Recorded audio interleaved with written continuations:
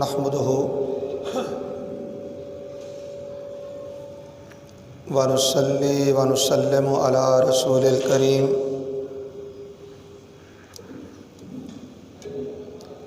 اما بعد فاعوذ باللہ من الشیطان الرجیم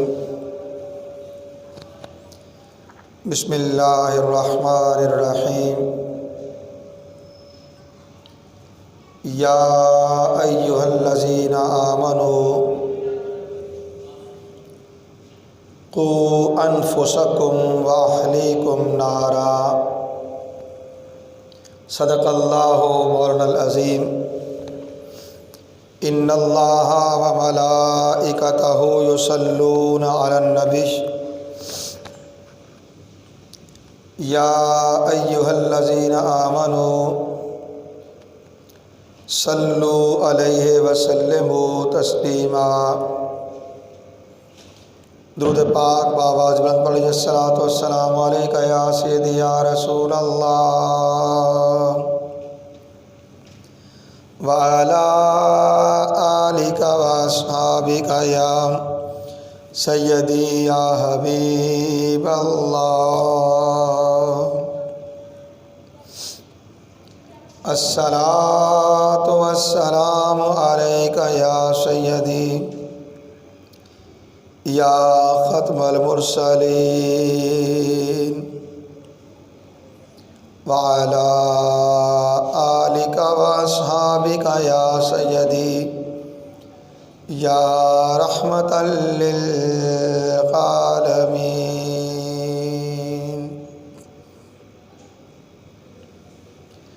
اللہ رب العزت کی حمد و ثنا اور اس کے پیارے حبیب حضور احمد مجتبیٰ محمد مصطفیٰ علیہ تحیت و ثنا کی بارگاہ بے کس پناہ میں ہدیہ درود و سلام کے بعد حاضرین و سامعین کرام، اللہ رب العزت کا بے پایاں فضل و احسان ہے جس کی توفیق سے ہم جمعۃ مبارک کی ان بابرکت ساعتوں میں اللہ کے گھر میں حاضر ہیں۔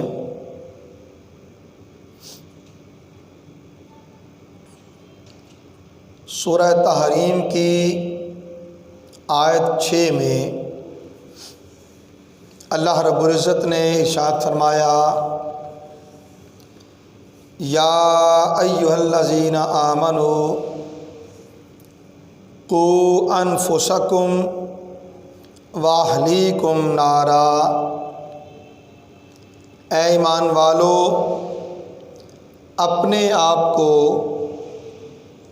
اور اپنے گھر والوں کو، اپنے اہل خانہ کو آگ سے بچاؤ۔ اے ایمان والو اپنے آپ کو اور اپنے گھر والوں کو، اپنے اہل خانہ کو آگ سے بچاؤ۔ اس آیت کی تشریح و وضاحت کے لیے جب رسول کونین صلی اللہ علیہ وسلم کے حضور عرض کیا گیا تو رسول کونین صلی اللہ علیہ وسلم نے ارشاد فرمایا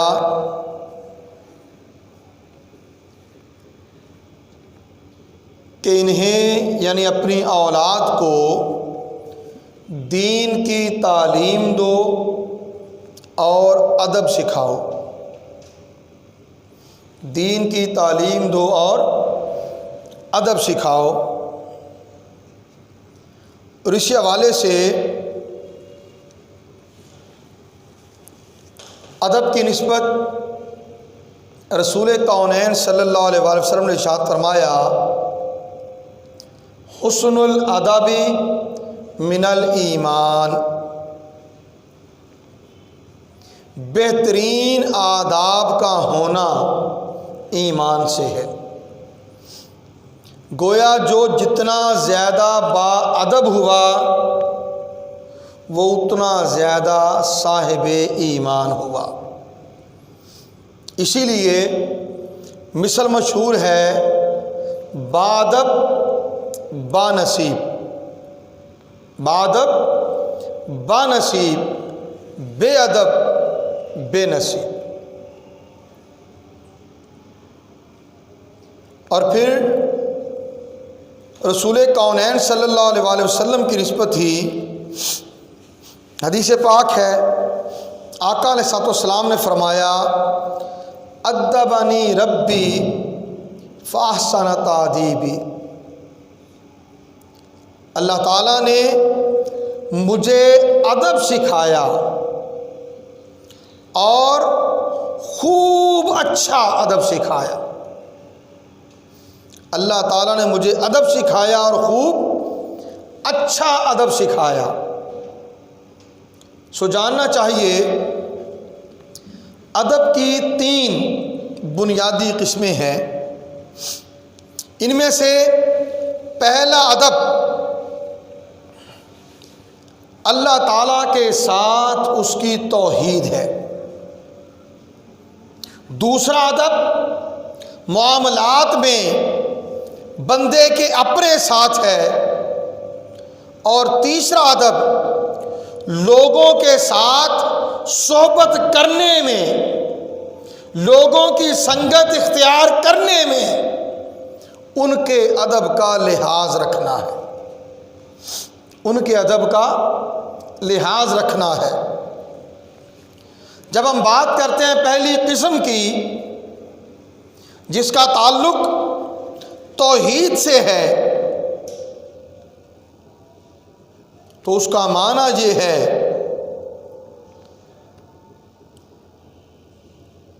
کہ اللہ کی توحید کا ادب اس طرح ہو کہ جلوت و خلوت اور ہر حالت میں اپنے آپ کو اپنے رب کی بارگاہ میں بے ادبی سے بچائے اور ایسا رویہ رکھے جیسے بادشاہوں کے سامنے رکھا جاتا ہے، جیسا بادشاہوں کے سامنے رکھا جاتا ہے۔ صحیح حدیث میں سے ہے، رسول کریم صلی اللہ علیہ وآلہ وسلم 4 زانوں تشریف فرما تھے۔ 4 زانوں جسے ہم عام لفظوں میں چوکڑی مار کے کہنا ہے۔ آقا علیہ الصلوۃ والسلام 4 زانوں تشریف فرما تھے کہ جبرائیل امین حاضر خدمت ہوئے اور عرض کیا، یا محمد اجلس جلسۃ العبد، اے محمد صلی اللہ علیہ وسلم، اللہ تعالیٰ کا پیغام ہے، اللہ تعالیٰ کا پیغام ہے کہ اے میرے پیارے محمد، اس طرح بیٹھیں جیسے بندہ اپنے مولا کے سامنے بیٹھتا ہے، اپنے آقا کے سامنے بیٹھتا ہے۔ چنانچہ آقا علیہ الصلوۃ والسلام 2 زانوں ہو گئے۔ یہی ہے نا، ادبنی ربی فاحسن تادیبی، اللہ تعالیٰ نے مجھے ادب سکھایا اور بہت اچھا ادب سکھایا۔ سو ہمیں جاننا چاہیے کہ جب بھی بارگاہ ربوبیت میں حاضر ہو بیٹھیں تو 2 زانوں بیٹھیں، جیسے اتحیات میں بیٹھا جاتا ہے، کہ یہ ادب بندگی ہے۔ بندوں کو اپنے رب کے حضور اسی طرح بیٹھنا چاہیے۔ حضرت حارث محاسبی رحمۃ اللہ تعالی علیہ، ان کے حوالے سے مشائخ بیان کرتے ہیں کہ 40 سال تک دن رات دیوار سے کمر کی ٹیک نہ لگائی اور 2 زانوں کے سوا اور کسی حالت میں نہ بیٹھے۔ لوگوں نے عرض کیا، آپ اس قدر مشقت اور تکلیف کیوں برداشت کرتے ہیں؟ تو حضرت حارث محاسبی رحمۃ اللہ تعالیٰ علیہ وہ فرمانے لگے کہ مجھے شرم آتی ہے کہ کہیں حق تعالیٰ کے مشاہدے میں اس طرح نہ بیٹھوں جس طرح بندہ کو بیٹھنا چاہیے، یعنی مجھے ہر حال میں بندوں کی طرح ہی بیٹھنا چاہیے، اور بندوں کا کام یہ ہے کہ وہ ہر حال میں اپنے رب کے حضور ادب کو اختیار کرے۔ حضور سیدنا داتا گنج بخش علی حجویری رحمۃ اللہ تعالی علیہ آپ بیان فرماتے ہیں کہ میں نے خراسان کے ایک شہر میں، بلند نامی شہر کا نام ہے، کہتے ہیں ایک شخص کو میں نے دیکھا جو بہت مشہور تھا اور لوگ اسے بلند ادیب کہتے تھے، بڑا صاحب فضیلت تھا۔ کہتے ہیں اس نے 20 سال پاؤں پر کھڑے کھڑے گزار دیے، سوائے نماز میں تشہد کے وہ کبھی نہ بیٹھا۔ حضور داتا گنج بخش حجویری کہتے ہیں میں نے اس سے پوچھا کہ اس کا سبب کیا ہے، تو اس اللہ والے نے کہا ابھی مجھے وہ درجہ حاصل نہیں ہوا کہ میں مشاہدہ حق میں بیٹھ سکوں، ابھی مجھے وہ درجہ حاصل نہیں ہوا کہ میں مشاہدہ حق میں بیٹھ سکوں۔ سو رب کی حضوری اس حال میں، وہ حدیث احسان کئی بار میں نے عرض کی، رسول کونین صلی اللہ علیہ وآلہ وسلم سے حضرت جبرائیل علیہ السلام نے سوال کیا مل احسان، احسان کیا ہے؟ یا دوسرے الفاظ ہیں اخبرنی عن الاحسان، مجھے احسان کے بارے میں خبر دیجئے کہ احسان کیا ہے؟ تو رسول کونین صلی اللہ علیہ وآلہ وسلم نے ارشاد فرمایا ان تعبد اللہ کأنک تراہ فإن لم تکن تراہ فإنہ یراک، اے بندے تو اپنے رب کی عبادت اس طرح کر گویا کہ تو اسے دیکھتا ہے، گویا کہ تو اسے دیکھتا ہے، اور اگر تیرا یہ حال نہیں کہ تو اسے دیکھے تو یہ یقین کر لے کہ وہ تجھے دیکھتا ہے، وہ تجھے دیکھتا ہے۔ اب یہ تو ایمان کی بات ہے کہ ہمارا رب جو خود فرماتا ہے نحن اقرب الیہ من حبل الورید، ہم اپنے بندے کی شاہ رگ سے بھی زیادہ اس کے قریب ہیں۔ وہ رب ہم تنہائی میں ہوں یا محفل میں ہوں، مجلس میں ہوں، ہر حال میں ہمیں دیکھتا ہے، ہر حال میں ہمیں دیکھتا ہے۔ اور بندگی کس چیز کا نام؟ کہ بندے کا ہر عمل اس شے سے عبارت ہو، اس سوچ اور فکر سے عبارت ہو کہ میں ہر حال میں اپنے رب کی نگاہ میں ہوں، اپنے رب کی نگاہ میں ہوں۔ سو اس کی خلوت ہو یا جلوت، وہ یہ جانتا رہے کہ میرا رب مجھے دیکھتا ہے، میرا رب مجھے دیکھتا ہے۔ اب صرف مثال دے رہا ہوں، حالانکہ دنیا کے کسی بادشاہ اور کسی حکمران کی حکمرانی کی مثال رب تعالیٰ کی بادشاہ کے سامنے کیا ہے؟ اس کی کیا اوقات؟ کچھ بھی نہیں۔ مگر صوفیاء نے کہا، اہل اللہ نے کہا کہ جس طرح بادشاہوں کے سامنے مؤدب رہا جاتا ہے کہ بادشاہ کی نگاہ میں ہے، بادشاہ دیکھ رہا ہے، اس طرح اپنے رب کی بارگاہ میں ہمیشہ باادب رہو۔ ہمیشہ با ادب رہو، با ادب با نصیب۔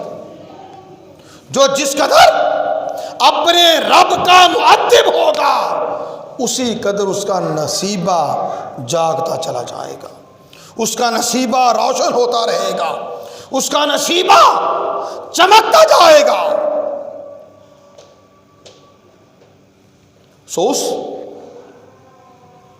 صاحب صحبت خداوندی رکھنے والے نے یہ کہا کہ ابھی میں اس مقام پر نہیں پہنچا، ابھی مجھے یہ درجہ حاصل نہیں ہوا کہ میں مشاہدہ حق میں بیٹھ سکوں۔ سو ابھی ادب کے ساتھ قیام ہی قیام ہے۔ اور یہ کتنا عرصہ؟ جو داتا گنج بخش رجویری کہتے ہیں 20 سال ایک پاؤں پر کھڑا رہا۔ اور حضرت با یزید بستامی رحمۃ اللہ تعالی علیہ کبار اولیاء کرام میں سے، کبار اولیاء کرام میں سے، ان سے پوچھا گیا بما وجدتا ما وجدتا، اے با یزید بستامی جو کچھ آپ نے پایا وہ کیسے پایا؟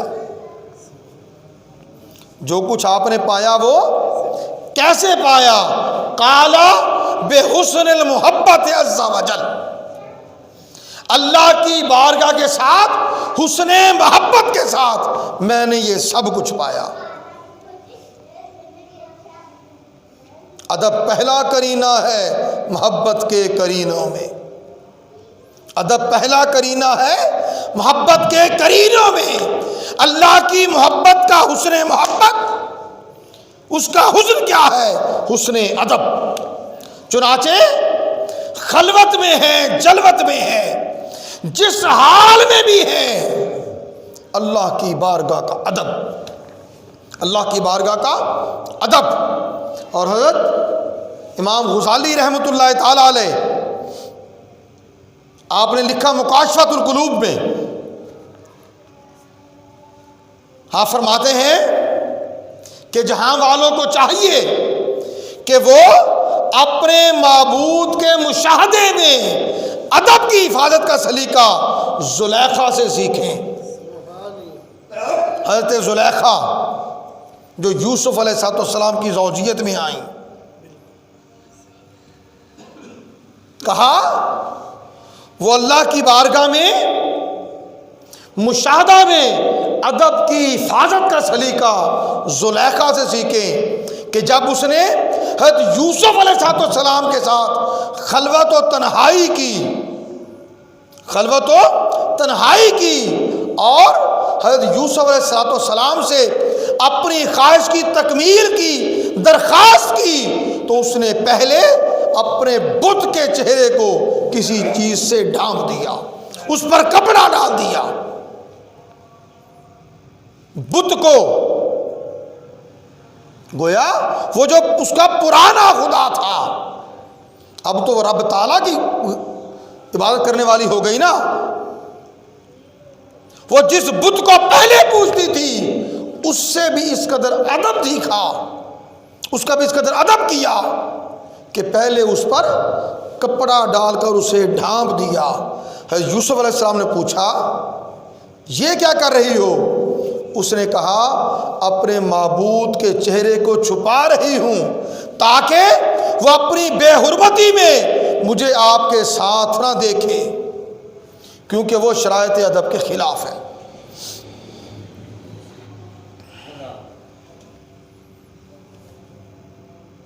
اللہ اکبر۔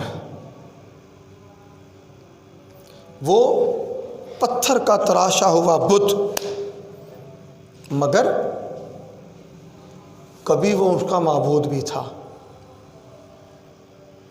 جب یوسف علیہ السلام کے ساتھ خلوت میں آئیں، تنہائی میں آئیں، ان سے اپنی خواہش کی تکمیل کا تقاضا کیا، تو اس بت پر بھی کپڑا ڈال دیا، اسے ڈھانپ دیا تاکہ وہ پتھر کا بت بھی نہ دیکھے، حالانکہ وہ تو دیکھنے کی صلاحیت بھی نہیں رکھتا۔ اور ہمارا رب تو وہ ہے جو ہماری خلوتوں کو بھی دیکھتا ہے، ہماری جلوتوں کو بھی دیکھتا ہے۔ کیسی عجیب بات، ہم اس پر ایمان بھی رکھیں، اس کی بندگی بھی کریں اور اس کی بارگاہ کا ادب بھی نہ کر سکیں، اس کی بارگاہ کا ادب بھی نہ کر سکیں۔ رسول کونین صلی اللہ علیہ وآلہ وسلم اپنے رب کا کیسے ادب کرنے والے تھے؟ معراج کو یاد کیجیے، معراج سورہ نجم آیت 17، وہ مقام جب رب قدوس نے بے حجاب اپنے حبیب کو اپنا دیدار کروایا، جہاں وہ محبوب حقیقی رب قدوس ہے اور یہ محب صادق محبوب رب العالمین ہے، مقام کعبہ کا حسین او ادنا ہے، فاوحا الی عبدہ ما اوحا،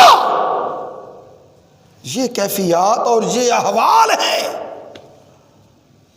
وہاں رب تعالیٰ کے حضور ادب حبیب کریم صلی اللہ علیہ وسلم کیا ہے، ادب کا انداز کیا ہے؟ قرآن کہتا ہے ما زاغ البصر وما طغی،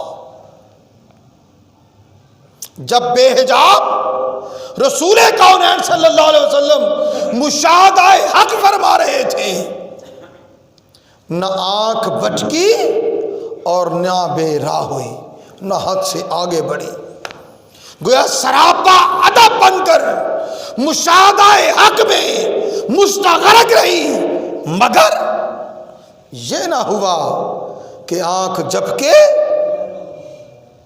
یا حد اعتدال سے آگے بڑھ جائے۔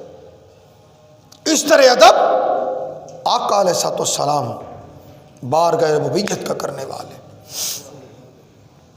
اور دوسرا ادب ہے جس کا تعلق اپنے ساتھ معاملات میں ہے، اور وہ یہ ہے کہ ہر حال میں اپنے نفس کے ساتھ مروت کی رعایت رکھی جائے، یہاں تک کہ لوگوں کی صحبت سے وابستہ ہو یا اللہ تعالیٰ کی جو بے ادبی ہے اسے اپنی تنہائی میں اپنے اوپر بھی استعمال نہ کرے۔ اور اس کی تفصیل میں بھی 3 چیزیں بیان کی گئیں۔ کہتے ہیں یعنی جس بات کو دل میں برا سمجھتا ہے اس کو زبان پر نہ لائے، جسے دل میں اپنے ساتھ معاملات میں ادب، جس بات کو دل میں برا سمجھتا ہے اسے زبان پر نہ لائے کہ یہ بے مروتی ہے۔ کم کھائے تاکہ طہارت گاہ میں زیادہ نہ جانا پڑے، کم کھائے تاکہ طہارت گاہ میں زیادہ نہ جانا پڑے، اور کسی کی شرمگاہ کو نہ دیکھے، اور خود اپنی شرمگاہ کو بھی نہ دیکھے بجز مجبوری کے۔ حضرت علی المرتضیٰ امیر المومنین، ان کے حوالے سے منقول ہے کہ انہوں نے کبھی اپنی شرمگاہ کو نہ دیکھا۔ لوگوں نے ان سے پوچھا اس کا سبب کیا ہے؟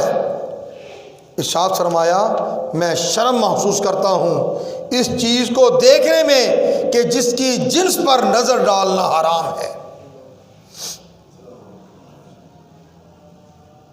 اپنی شرمگاہ کو بھی نہیں دیکھا۔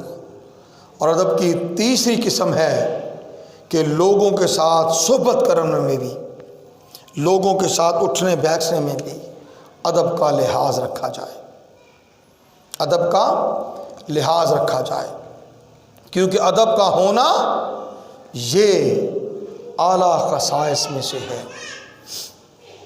اسی لیے رسول کونین صلی اللہ علیہ وآلہ وسلم نے فرمایا ادبنی ربی فاحسن تادیبی، اللہ تعالیٰ نے مجھے ادب سکھایا اور بہت اچھا ادب سکھایا۔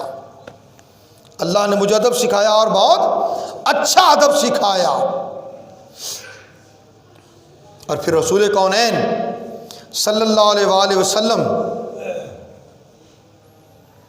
ان سے قو انفسکم واہلیکم نارا، اپنے آپ کو اور اپنے گھر والوں کو آگ سے بچاؤ، اس کی نسبت پوچھا گیا۔ حضرت عبداللہ ابن عباس سے روایت ہے، تو رسول کونین صلی اللہ علیہ وسلم نے ارشاد فرمایا اوقفو انفسکم واہلیکم بتقوی اللہ وعذبوہم، اپنے آپ کو اور اپنے اہل خانہ کو اللہ کے ساتھ تقوی میں روکے رکھو اور انہیں ادب سکھاؤ، اور انہیں ادب سکھاؤ۔ ایک مقام پر ہے رسول کریم صلی اللہ علیہ وسلم نے ارشاد فرمایا میرے پروردگار نے مجھے اچھی طرح ادب سکھایا، پھر اس نے مجھے شریفانہ اخلاق کا حکم دیا اور فرمایا درگزر کیا کرو، نیک کام کا حکم دو اور جاہلوں سے کنارہ کشی اختیار کرو، اور جاہلوں سے کنارہ کشی اختیار کرو۔ اسی طرح حضرت جابر بن سامورہ رضی اللہ تعالیٰ عنہ ان سے روایت ہے کہ رسول کریم صلی اللہ علیہ وآلہ وسلم نے ارشاد فرمایا اگر آدمی اپنے لڑکے کو ادب سکھائے تو یہ اس سے بہتر ہے کہ وہ نصف سا اللہ کی راہ میں صدقہ کرے۔ نصف سا ایک تول ہے، ایک پیمانہ ہے جو تقریباً 2.25 کلو کے قریب بنتا ہے، تو فرمایا نصف سا اللہ کی راہ میں صدقہ کرنے سے بہتر یہ ہے کہ تو اپنے لڑکے کو ادب سکھا۔ اور پھر رسول کریم صلی اللہ علیہ وآلہ وسلم نے ارشاد فرمایا ایک والد اپنے بیٹے کو ادب سے بہتر کوئی تحفہ نہیں دے سکتا۔ پھر حضرت عائشہ صدیقہ رضی اللہ تعالیٰ عنہ سے روایت ہے، وہ کہتے ہیں کہ رسول کریم صلی اللہ علیہ وسلم نے فرمایا بیٹے کا والد پر یہ حق ہے کہ وہ اس کا اچھا نام رکھے اور اس کی اچھی طرح ادب و تربیت کرے، یہ باپ کی ذمہ داری ہے۔ نام بھی اچھا رکھے، اسے ادب بھی سکھائے، اس کی تربیت بھی کرے، اس کی تربیت بھی کرے۔ اب ادب ہر سطح پر اللہ کے ساتھ، اپنے ساتھ، اللہ کی مخلوق کے ساتھ، ہر 3 سطحوں پر خود کو مؤدب بنانا بندے کو بانصیب کرتا ہے، بندے کو بانصیب کرتا ہے، اور جو بے ادب ہوتا ہے وہ بے نصیب رہتا ہے، وہ بے نصیب رہتا ہے۔ کیوں؟ کیونکہ ادب ایمان کا حصہ ہے، جس میں ایمان نہ ہوا اس میں ادب نہ ہوا، جس میں ادب نہ ہوا اس میں ایمان نہ ہوا۔ آقا نے فرمایا حسن الادب من الایمان،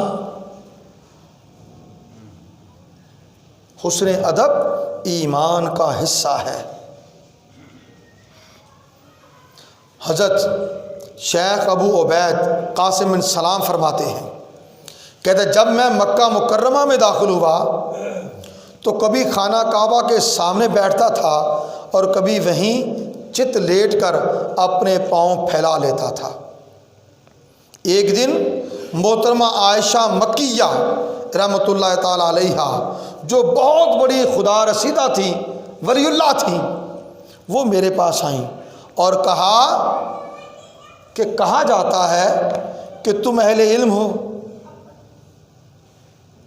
حضرت عائشہ مکیہ نے ابو عبید قاسم بن سلام سے فرمایا کہ کہا جاتا ہے کہ تم اہل علم ہو، اس لیے میری یہ بات مانو کہ یہاں ادب کے ساتھ بیٹھو، ورنہ تمہارا نام بارگاہ الہی کے دفتر سے مٹا دیا جائے گا۔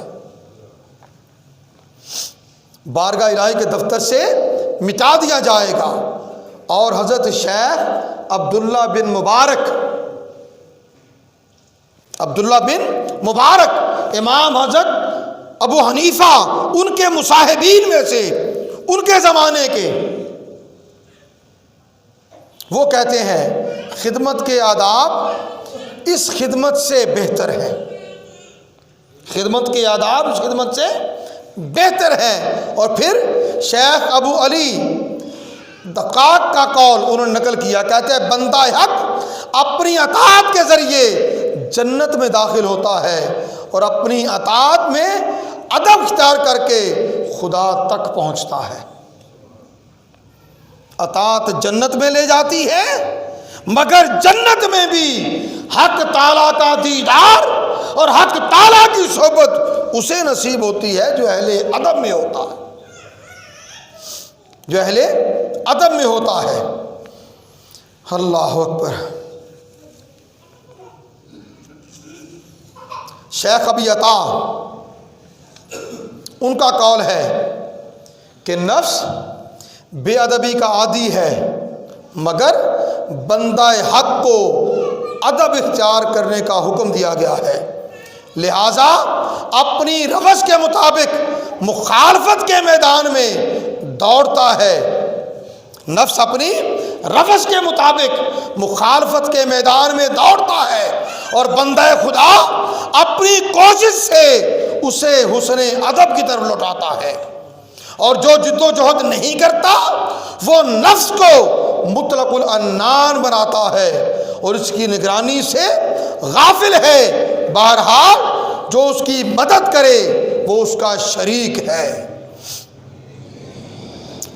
نفس کی مدد کرے وہ اس کا شریک ہے، اور اگر وہ جد و جہد کرے کہ اسے ادب سکھانا ہے پھر وہ نفس کی مخالفت کرتا ہے اور ہر حال میں وہ طریقہ اختیار کرتا ہے جو طریقہ اہل ادب کا ہے۔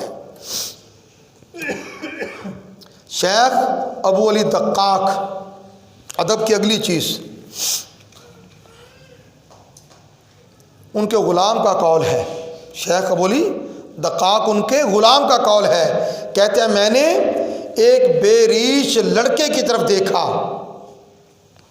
جب میں اس لڑکے کی طرف دیکھ رہا تھا تو شیخ دقاق کی نظر مجھ پر پڑ گئی، آپ نے اسی وقت مجھ سے فرمایا تم اس کی سزا ضرور پاؤ گے، تم اس کی سزا ضرور پاؤ گے، خواہ وہ سالوں کے بعد ہی کیوں نہ ہو۔ وہ کہتے ہیں مجھے 10 سال کے بعد یہ سزا ملی کہ میں قرآن کریم بھول گیا۔ اور حضرت شیخ سری سقطی رحمۃ اللہ تعالی علیہ آپ فرماتے ہیں میں ایک رات اور عائد و وظائف پڑھ رہا تھا اور اپنے پاؤں محراب کی طرف دراز کیے ہوئے تھا، یہ محراب ہے نا، محراب کی طرف اپنے پاؤں دراز کیے ہوئے تھا، پاؤں پھیلائے بیٹھے تھا۔ کہتے ہیں اس وقت میں نے غیب سے آواز سنی کہ اے سری، کیا اس طرح تم بادشاہوں کے سامنے بیٹھتے ہو؟ اے سری، کیا تم اس طرح بادشاہوں کے سامنے بیٹھتے ہو؟ جب کسی دنیا کے بادشاہ کا ادب یہ ہے کہ اس کے سامنے پاؤں پھیلا کر نہیں بیٹھا جاتا، تو جو بادشاہوں کا بادشاہ ہے اس کی بارگاہ میں بیٹھے ہیں، ایک طرف تو اللہ اللہ کے وظیفے چل رہے ہیں، لا الہ کی تسبیح ہو رہی ہے، استغفار کی تسبیح ہو رہی ہے، اور دوسری طرف اور جس سے معافی مانگ رہے ہو اسی کی بارگاہ میں ادب سے نہیں بیٹھا جاتا۔ بات سمجھنے کی، اللہ والے تو ٹیک لگا کے نہیں بیٹھتے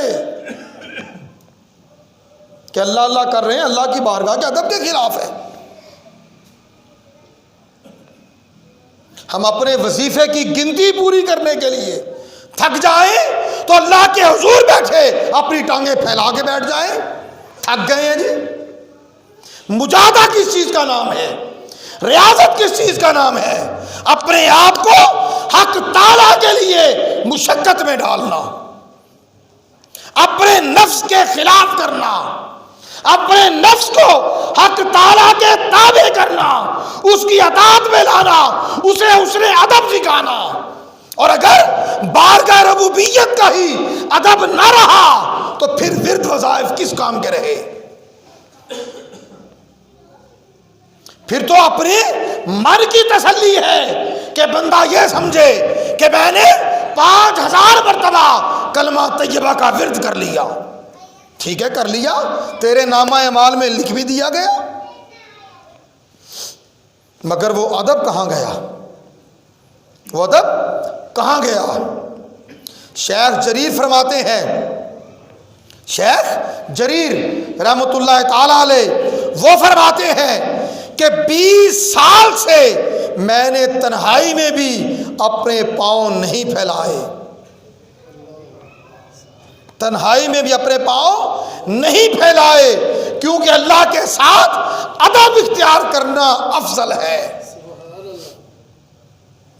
اور شیخ ابو علی رحمۃ اللہ تعالی علیہ وہ فرماتے ہیں، بے ادبی نکالے جانے کا باعث بنتی ہے، جو محفل کے فرش پر بے ادبی کرتا ہے اسے دروازے کی طرف لوٹا دیا جاتا ہے، اور جو دروازے پر بے ادبی کرتا ہے اسے جانوروں کی طرح سزا دی جاتی ہے، اسے جانوروں کی طرح سزا دی جاتی ہے۔ اللہ کی بارگاہ میں التجا ہے، اے مالک ارض و سما، اپنے پیارے حبیب علیہ الصلوۃ والسلام کی سنت مطہرہ پر عمل کرتے ہوئے، ادبنی ربی فاحسن تادیبی، اللہ نے مجھے ادب سکھایا اور بہت اچھا ادب سکھایا، اس ادب کی خیرات ہمیں بھی عطا فرما۔ بادب بانصیب، بے ادب بے نصیب، اور ادب پہلا قرینہ ہے محبت کے قرینوں میں۔ اللہ کی محبت چاہیے تو اللہ کا ادب اپنے من کی دنیا میں پیدا کیجئے اور اپنے احوال پہ ظاہر کیجئے۔ رسول کی محبت چاہیے تو رسول کا ادب سب سے پہلے اختیار کیجئے۔